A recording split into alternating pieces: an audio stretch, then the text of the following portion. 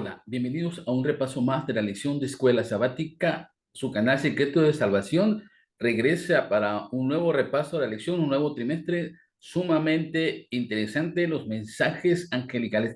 Creo que cada uno de nosotros tiene una responsabilidad con respecto al estudio de la palabra y es por eso que hemos decidido regresar a estudiar con ustedes este hermoso mensaje de los tres ángeles relatado en Apocalipsis 14. Así que suscríbete a mi canal, cuando aparezca la campanita, actívala para que recibas las notificaciones y podamos seguir compartiendo este evangelio a la mayor cantidad de personas posibles. Esta lección, la lección número 1, se titula Jesús gana, Satanás pierde. El versículo de memoria lo encontramos en Apocalipsis 12:7. Entonces el dragón se airó contra la mujer y fue a combatir al resto de sus hijos, los que guardan los mandamientos de Dios y tienen el testimonio de Jesús. Antes de entrar al mensaje de los tres ángeles relatado en Apocalipsis 14, tenemos que estudiar el origen de este gran conflicto y para eso el capítulo 12 de Apocalipsis nos ayuda a entenderlo, relatándonos cada uno de los personajes que están inmiscuidos en esta guerra espiritual y de manera especial qué posición tenemos nosotros y qué posición deberíamos asumir una vez que entendemos quiénes son los protagonistas de este gran conflicto. Entonces, Apocalipsis 12 nos muestra quién son estos poderes que luchan contra nosotros, cómo surgió este conflicto y lo mejor de todo, el resultado final. Porque como dice el título de la lección, Satanás pierde y Jesús gana. Y si tú estás del lado de los ganadores, te aseguro que vas a tener un gran premio por esa decisión que tomes. Pero vamos a ir paso a paso como lo hemos hecho muchas veces. Vamos a acompañarme primero al libro de Apocalipsis capítulo 12, versículo 7. Después hubo una gran batalla en el cielo. Miguel y sus ángeles luchaban contra el dragón y luchaban el dragón y sus ángeles. A través de diversos símbolos, Apocalipsis 12, de 7 al 8, nos muestra un conflicto real que ocurrió en el cielo. Una batalla entre dos personas, simbolizadas por un lado por Miguel, que es Jesús, y del otro lado el dragón y sus respectivos partidarios. O sea, de los ángeles que se pusieron del lado de uno o del otro. ¿Ok? En ese conflicto cósmico, Miguel gana, Jesús gana, y el dragón, que representa a Satanás, es expulsado del cielo. En este versículo, Apocalipsis 12:7, se encierra todo ese gran conflicto que sucedió en el cielo. La pregunta que nos hacemos muchas veces es cómo en un lugar puro, santo, un lugar perfecto, puede haber surgido una guerra. ¿De qué manera surgió? Bueno, Isaías 14, del 12 al 14, nos da la respuesta. A través del pensamiento de un solo ser creado, como es Satanás. En aquel lugar hermoso no se llamaba así, se llamaba Lucifer. Él usando su capacidad de elección, el libre albedrío con el cual todos los seres creados constan, todos los seres creados tienen, él decidió rebelarse contra Dios, contra los designios de Dios y tomar por fuerza el dominio del universo en su afán de enaltecerse a sí mismo a través de su orgullo. Él decide rebelarse. ¿Ok? Surgió dentro de su mente, de su corazón, sus intenciones y fueron acariciadas durante muchos siglos hasta que se externaban, ¿de acuerdo? En este conflicto entonces que se desarrolló en el cielo, no hubo neutrales, ¿ok? Por un lado, los que seguían y creían el pensamiento que había implantado la mente de Satanás en muchos ángeles compartieron también esa misma idea. Dios es un Dios tirano, no se pueden obedecer y necesitamos rebelarnos. Y por otro lado, los que estaban completamente seguros de la justicia divina, del poder de Dios y no cedieron ante esos pensamientos, ¿ok? Ese conflicto en el cual no hubo gente neutral, no hubo ángeles neutrales, se puede trasladar también a la tierra. O estás del lado de Satanás, del lado de la mentira y del engaño, o estás del lado de la verdad, aunque esa verdad no sea popular, aunque esa verdad te cause problemas de mucha índole por mantenerte del lado de la verdad. tú tienes que tomar una decisión. Tú no te puedes mantener neutral, ¿de acuerdo? O estoy con Miguel o estoy contra él. Si tú no tomas una posición, entonces al final Satanás va a obligarte a tomar esa posición, ¿de acuerdo? Porque en todo el relato de Apocalipsis 12, 13 y 14 siempre encontramos que hay una sola línea, o el lado de Dios o el lado de Satanás, pero no hay un punto intermedio, por lo cual tú tienes que aprender a tomar la sabia decisión de seguir el camino de los ganadores, en este caso, el equipo de Miguel. ¿Ok? Vamos a desglosar un poco los personajes de ese conflicto, porque no solamente se genera en el cielo y se queda ahí, sino que es trasladado, ¿ok?, a la tierra. Cuando son expulsados los ángeles de Satanás junto con Satanás a la tierra, surgen nuevos personajes que en esta tierra tienen mucha relevancia. Vamos a ver desglosado de dos maneras Apocalipsis 12:4. Dice aquí, y el dragón se paró frente a la mujer que estaba para dar a luz a fin de devorar a su hijo tan pronto como naciese. Para poder comprender la batalla decisiva del conflicto cósmico, debemos entonces interpretar primero los símbolos usados para describir a los distintos personajes involucrados. En el cielo se genera la guerra entre Miguel y Satanás, ¿ok? Dragón y Miguel. Ahí identificamos a los dos personajes, pero no se queda esa batalla en el cielo, se traslada a la tierra. Ahora, en Apocalipsis 12:4 vemos la continuación de esa guerra y los personajes que van surgiendo. El primero es el dragón. En el versículo 4 de Apocalipsis encontramos que es Satanás, ¿ok? Hasta Apocalipsis 12:9 lo identifica plenamente como Satanás, ¿ok? Y Satanás no está solo, ¿de acuerdo? Satanás está apoyado por la tercera parte de los ángeles que fueron expulsados con él en el cielo. El segundo personaje que aparece en este versículo dice que es la mujer. En Ezequiel 16, 12, 46 y 2 de Corintios 12, 9, encontramos que la mujer representa a la iglesia de Dios. Y esta iglesia ha estado tanto en el Antiguo Testamento y presente en el Nuevo Testamento y en la época moderna, ¿ok? La mujer siempre va a ser identificada como un símbolo de la iglesia de Dios, ¿de acuerdo?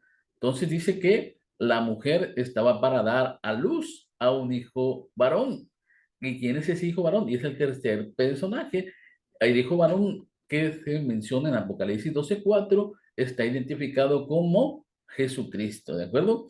Porque él desde que nace en Belén como un pequeño bebé es perseguido por Satanás a través de qué? A través de los agentes terrenales, en este caso los romanos, ¿ok? Satanás quiere destruir a Jesús siendo un pequeño, no lo logra, ¿de acuerdo? No lo logra. Jesús entonces es ese bebé, ese hijo varón que nace simbólicamente dentro de la mujer, que es la iglesia de Dios, que iba a guardar esa enseñanza de Jesucristo y la va a mantener pura y la va a prolongar por todos los confines de la tierra, ¿de acuerdo? ¿Okay? Es el que recibe autoridad sobre todas las naciones. Vino Jesús a esta tierra a solucionar ese conflicto cósmico como el único que podía lograrlo, ¿de acuerdo? Ok, vamos a ver por favor otros elementos, ¿ok? Ahora vamos a ver, nuevamente quiero que estudiemos Apocalipsis 12:4 y veamos ahora el contexto de lo que sucede, no solamente los elementos que lo contan, el caso del dragón, la mujer y el hijo varón. ¿Qué es lo que sucedió? ¿Qué es lo que quería hacer ese dragón en contra del hijo varón? Dice aquí, y el dragón se paró frente a la mujer que estaba para dar a luz a fin de devorar a su hijo tan pronto como naciera. ¿Ok? ¿Qué es lo que quiere hacer Satanás? Destruir a Jesús. Lo que no logró en la guerra en el cielo, lo quiere lograr en la guerra en la tierra. ¿Ok? Desde que Jesús se encarnó entonces, Satanás procuró impedir que cumpliera su misión. Por ejemplo, en Hebreos 4:15 encontramos una referencia a eso.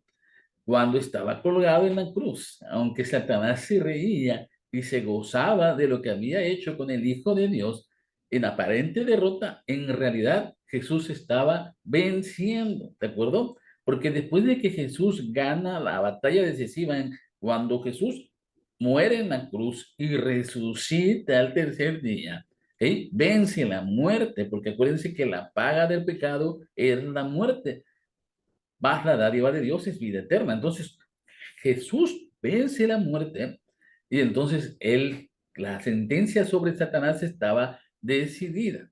Ahora, hasta que Jesús muere, Satanás antes podía acceder al cielo porque no había quien lo limitara. Pero una vez que Jesús muere y resucita, entonces Satanás estaba completamente confinado a la tierra. Ya no podía ir a otros lugares a esparcir su veneno, ¿de acuerdo? Hasta entonces estaba frente. ¿A dónde encontramos eso? En Job capítulo 1, versículo 6, vemos que Satanás subía y bajaba del cielo. Sin embargo, Apocalipsis 12:9 nos señala que Satanás fue arrojado definitivamente a la tierra y aquí está confinado. Entonces, como él está confinado en esta tierra, como él entiende que Jesús venció en la cruz, esa victoria de Jesús no solamente nos ayuda a nosotros a entender el amor de Dios por la humanidad, sino que es un símbolo inherente del dominio de Dios sobre todo el universo, que nada puede vencer a Jesús y su amor, que nada puede cambiar la naturaleza de Dios de amarnos tan profundamente que decide mandar a su Hijo para que a través de su muerte, de un Dios todopoderoso encarnado en un ser humano, muera, derramar su sangre, sufra solamente porque te ama, ¿de acuerdo? Al estar a Jesús entonces nuestros pecados son perdonados y Satanás, que es el acusador, ya no puede acusarnos de nada, ya no puede eh, llenarnos la cabeza de ideas de que Dios es un Dios tirano, de que Dios no nos ama, de que es imposible agradar a Dios, cuando vemos que el mismo Dios permite que su Hijo muera por nosotros y Él gozosamente entrega su vida para mostrar ese amor de Dios, esa reconciliación entre Dios y el ser humano que había sido rota en el Edén a través de la entrada del pecado es restaurada en la figura de Dios. Y ahora nosotros podemos tener la seguridad de que aceptando a Jesús podemos obtener perdón de los pecados y adicionalmente podemos obtener la vida eterna. Quiere decir, podemos vencer a la muerte como Jesús lo hizo, algo que Satanás no quería que pasara. Sin embargo, ahora vemos que a través de esta batalla que está ganada en la cruz, nosotros tenemos la seguridad de ser los vencedores. Por eso Apocalipsis capítulo 12, versículo 11 nos dice, y ellos le han vencido por medio de la sangre del cordero y de la palabra del testimonio de ellos, y menospreciaron su vida hasta la muerte. Como vemos entonces, Jesús es el vencedor y nosotros también, por medio de su sangre, somos vencedores. ¿Ok? Ahora bien, aunque Él ha vencido, ¿ok? El premio supremo, el triunfo final todavía de Jesús no está revelado en estos momentos. Es un triunfo a futuro. Primera de Corintios 15, 22 al 26 nos explica más claramente esto. ¿Significa entonces que nosotros todavía no somos vencedores? No, aunque el triunfo final es postergado, porque todavía Cristo tiene que venir a reinar a esta tierra, nuestra victoria no. Cuando aceptamos por fe lo que Cristo hizo por nosotros, nuestra deuda con el pecado se cancela, ¿de acuerdo? Y somos perfectos ahora por los méritos de Cristo. Su sangre nos cubre, su sacrificio se convierte en nuestro sacrificio y entonces ante el Padre Celestial nosotros somos purificados de nuestro pecado a través de la expiación que Jesús está haciendo en el cielo, en el santuario celestial. Entonces, esa seguridad de que Él está cumpliendo eso por nosotros es la seguridad de que somos vencedores. Y dice Apocalipsis 12, al que venciere, entonces Dios le dará todas estas cosas, ¿ok? Al que venciere, al que se mantenga firme, al que no niegue su fe. Nosotros podemos aceptar que Jesús murió, nosotros podemos aceptar el sacrificio que está haciendo, pero tenemos que aceptar que Jesús sigue haciendo ese proceso de purificación de mi vida y nuestra vida está a punto de entrar en el juicio de Dios. Entonces tenemos que mantenernos firmes, obedeciendo sus mandamientos, siendo fieles a Él, manteniendo ese espíritu de compartir a otros esta gran verdad que ha sido revelada para nosotros y que nos asegura la salvación. Ese estilo de vida, esa forma de ser, esa forma de vivir, de esta cosmovisión del verdadero cristiano, nos asegura que mantenemos vencedores hasta que Cristo venga y cumpla el último propósito, que es reinar completamente por la eternidad en esta tierra. Entonces, esa es una seguridad que nosotros tenemos, pero obviamente Satanás una vez que es vencido en la cruz, se aira, se enoja, ¿ok? Se molesta y toda su fuerza ahora va centrada hacia otro objetivo. Ya no pudo terminar con Jesús, a pesar de que él aparentemente perdió en la cruz. Cuando Satanás se estaba dando cuenta de que no era eso, porque Jesús resucita, entonces dice, ok, ahora me voy a irar, voy a pelear contra aquellos seguidores de Jesús, aquellos que crean en lo que Él hizo, aquellos que crean que son perdonados por Él, a ellos los voy a destruir. Por eso dice Apocalipsis capítulo 12, versículo 13. Y cuando vio el dragón que había sido arrojada a la tierra, persiguió a la mujer que había dado a luz al hijo varón. ¿Quién era la mujer? La iglesia de Dios. ¿Quién era el hijo varón? Cristo. La iglesia de Dios que ahora empieza a predicar de Cristo, que empieza a hablar de Cristo, que empieza a mostrar lo que realmente Cristo hizo en la cruz. Y toda la gente que empieza a creer en Él, se añadían a la iglesia de Dios, a la mujer, y más y más y más personas iban añadiéndose al modo de desquitarse del engaño que Satanás quería haber implantado, no solamente en los ángeles del cielo, sino en todas las personas que creían en Él. Pero esa guerra o ese empeño de Satanás por destruir al pueblo de Dios tuvo un límite, ¿de acuerdo? ¿Durante cuánto tiempo Satanás persiguió a la iglesia? Apocalipsis 12, 6 y 12 y versículo 14 nos da dos de manera aislada o separada o diferente, perdón, un mismo periodo profético, ¿de acuerdo? En Apocalipsis 11:2 y Apocalipsis 13:5 encontramos el señalamiento de que durante 42 meses, ¿de acuerdo?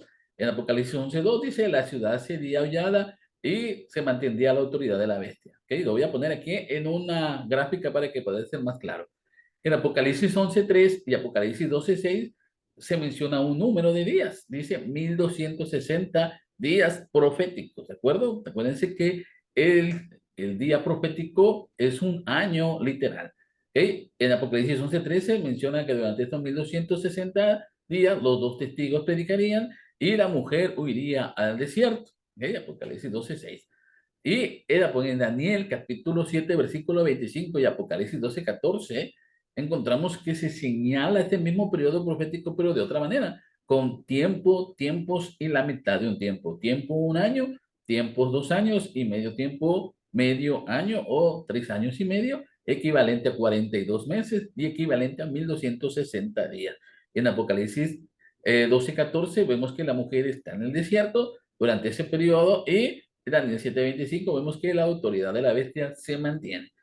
Esos 42 meses, 1260 días o tiempo, tiempos y medio tiempo, todos los periodos son el mismo periodo de persecución mencionados en estos dos libros, en Daniel y Apocalipsis, y son designados de diferentes maneras. Esa es una forma en que nosotros escudriñemos a profundidad la Biblia, que nosotros busquemos, nos interesemos, ¿de acuerdo? Ahora, la pregunta del millón, ¿cuándo empieza ese periodo profético y cuándo terminó? La misma Biblia no lo contesta. Vamos a Apocalipsis capítulo 12, versículo 13. Y cuando vio el dragón que había sido arrojado a la tierra, persiguió a la mujer que había dado la luz al hijo varón.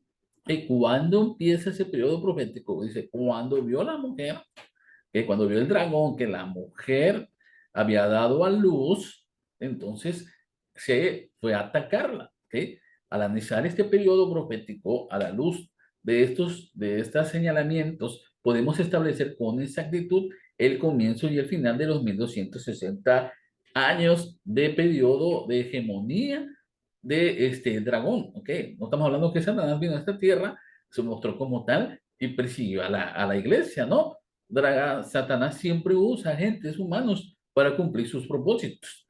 ¿Quién es el único poder que surge como un perseguidor de los verdaderos creyentes? ¿Quién es el que absorbe todas las creencias que en un momento dado debían de haber sido para Dios, las targiversa, las cambia? Por ejemplo, si Dios había dicho un día de adoración, Satanás establece otro día y la iglesia de Satanás cambia ese día. Si Dios había dicho que solamente había un intercesor, Jesús, Satanás dice que no, y la iglesia cambia a ese intercesor y ya no es Jesús, ahora son los santos, ahora es el sacerdote, ahora es la Virgen. todas esas blasfemias fueron dándose forma, ¿de acuerdo? Durante varios años, después de la iglesia primitiva, aun cuando no fueron destruidos los creyentes y crecieron de tal manera que era imposible contener a los cristianos, entonces surge en el año 538 una iglesia, la iglesia que se convertiría en el símbolo de Satanás, la iglesia de Satanás, ¿ok?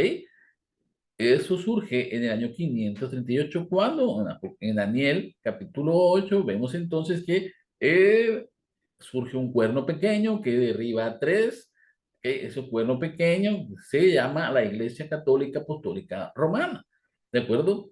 ¿Cuáles son los reinos que destruyó para poder surgir ella? Bueno, el último fue ellos, fue el ostrogodo.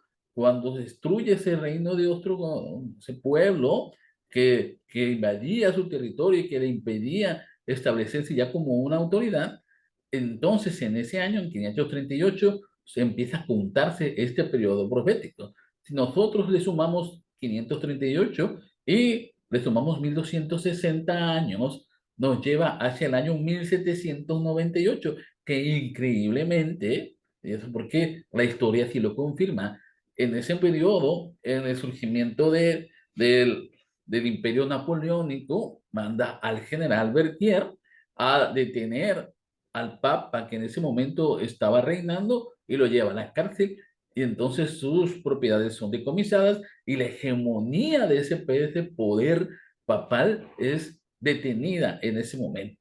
Surge entonces el cumplimiento total de estas profecías, ¿ok? Durante 1260 años, los cristianos fueron perseguidos, fueron exiliados, fueron matados de diversas maneras, muchísimas formas ingeniosas que Satanás usó para destruir y acabar con el espíritu de los verdaderos creyentes, de tal manera que muchos tuvieron que huir a los montes, pero es que increíblemente el, el reinicio o el remanente de esa iglesia de Dios huye al desierto. ¿Por qué? Porque los cristianos que estaban perseguidos en Europa deciden irse de Europa y establecerse en otro continente, que es el continente americano, a través de las 13 colonias, y ese remanente de la iglesia de Dios que se establece en América es sustentado, o sea, no hay ninguna guerra en América durante todo ese periodo. Por eso se dice que la iglesia de Dios o la mujer se fue sustentada en el desierto donde no pasa nada, pues así pasó. Mientras en Europa había persecución, había problemas, había debates y muchas cosas relacionadas con la religión, en América no sucedía nada, al contrario, iba surgiendo poco a poco el establecimiento de esas colonias y Dios se convirtió en el pilar de las familias, de los pueblos, de los gobiernos que se establecieron aquí. ¿Ok? Dios entonces estamos seguros que proveyó para su iglesia en esos momentos. Y también, así como lo hizo en la historia, hará lo mismo para el remanente de Dios en el tiempo del fin. Eso pasa en esos periodos, pero no termina ahí. Satanás todavía sigue haciendo otro ataque más encarnado. Vamos a ver lo que dice Apocalipsis capítulo 12, versículo 17. Entonces el dragón se llenó de ira contra la mujer y se fue a hacer guerra contra el resto de la descendencia de ella, los que guardan los mandamientos de Dios y tienen el testimonio de Jesucristo. ¿Ok? Ya no solamente es la mujer, dice ahora, ya la mujer, ella está plenamente identificada, es que es la iglesia de Dios, pero de la iglesia de Dios surge un pequeño remanente. Estamos hablando de algo diminuto, ¿de acuerdo? Un remanente es solamente una parte pequeña de un todo, ¿ok? A partir de 1798, el ataque de Satanás ya no se centra en todos los hijos de Dios, en toda la iglesia de Dios. Desgraciadamente, aunque la iglesia de Dios es representada como la mujer, después de 1798 pudo realmente estar en libertad. Las falsas doctrinas se fueron introduciendo en ella y muchas iglesias que tenían la verdad, fueron dejándola poco a poco, poco a poco. De tal manera que poco a poco se fue confundiendo cuál era la verdadera iglesia, cuál era la verdadera, aunque surgía de una sola, como de 1798, cambia y surgen muchas iglesias protestantes, muchas iglesias que decían tener la verdad, pero que no coincidía con lo que Dios había establecido cuando estuvo en la tierra.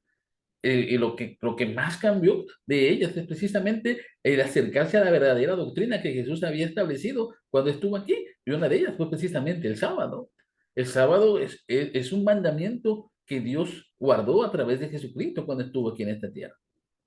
Entonces, muchas iglesias que surgen a partir de 1998 se van desviando. Entonces, es necesario, y Satanás no se preocupa por eso, porque sabe que si la iglesia no guarda realmente lo que Dios había mandado, es una iglesia que está perdida, y no se preocupa en ella. Al contrario, la sustenta para que siga estando en el error.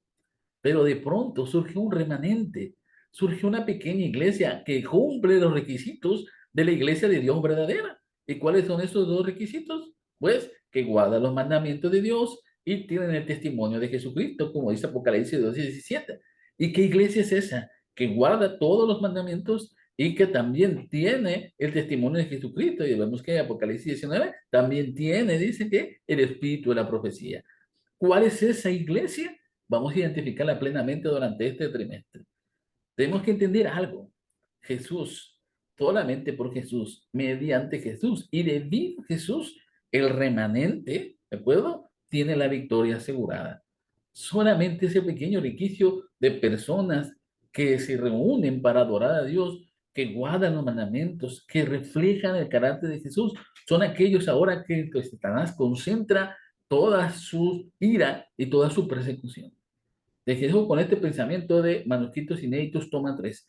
Dios nos ayudará en el tiempo de necesidad, pero no nos obligará a amarlo y obedecerlo. Debemos darle nuestro amor indiviso. Quiere que confiemos en Él y que hagamos de Él nuestro confidente. Entiende nuestras necesidades y tiene amplios recursos para ayudarnos en todo tiempo de angustia. No somos abandonados para que libremos nuestras propias batallas, sino que tenemos la ayuda de Cristo y en su nombre podemos salir victoriosos. Satanás pierde, Jesús gana. Al final de todo esto que hemos estudiado, de todos los acontecimientos señalados y que se han cumplido a la perfección en las profecías, el resultado sigue siendo el mismo, el resultado que se logró en la cruz, el resultado que fue incluso dictaminado desde el Edén, es el mismo. Cristo gana. Y si tú quieres tener la victoria, tienes que aceptar a Cristo. Es la única seguridad que te puede dar, es lo único que necesitas. Acepta a Cristo y los méritos de Cristo se convierten en tus méritos y la vida eterna que Él logró para ti ahora también es accesible. Pero tienes que aceptar y vivir con Cristo. Ojalá que esta lección durante este trimestre nos ayude a regresar a Cristo, a entregarnos a Él y a tener la seguridad de que estando con Él, permaneciendo con Él, Satanás puede tocarnos de muchas maneras, pero si estamos del lado de Él, firmes, Él nos dará la victoria final. Que el Señor te bendiga y que tengas un muy feliz sábado.